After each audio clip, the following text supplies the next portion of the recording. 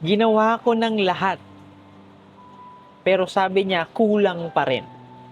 Guys, ang lahat at kulang, subjective yan. Pero ito yung masasabi ko sa inyo. Ibigay mo man lahat-lahat, minsan hindi pa rin yan sapat. Kasi yung taong binibigyan mo, baka may ibang taong gusto. Yung tipo bang gusto mong kumain ng adobo, pero ang inigay sa'yo, paksiw, hindi ka talaga mabubusog, hindi ka talaga masasatisfy. It is because iba yung kinikrave mo. So kahit ibigay mo yan lahat, sa perspective mo ibinigay mo lahat.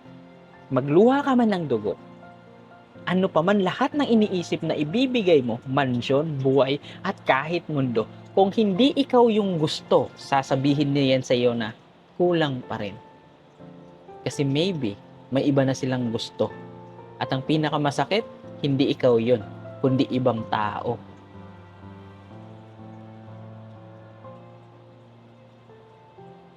Paano niya maramdaman? Paano niya maramdaman yung effort mo? Paano mararamdaman ng isang tao yung effort mo kung yung attention niya hindi na sa'yo? Gets mo?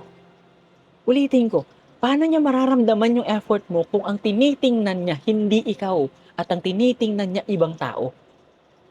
Kaya kahit sandamakmak na effort ang ibigay ninyo, sandamakmak na effort ang gagawin ninyo, hindi yan sapat. It is because ibang tao ang gusto niyang magbigay ng effort sa kanya. Anong gagawin? Unti-unti mo nang tanggapin na yung taong binibigyan mo ng pagmamahal, yung binibigyan mo ng effort, may taong mahal at higit sa lahat, hindi ikaw yun. Kaya lahat ng effort mo, hindi na re-reciprocate. It is because ibang tao yung gusto niyang mag-effort sa kanya. Boom!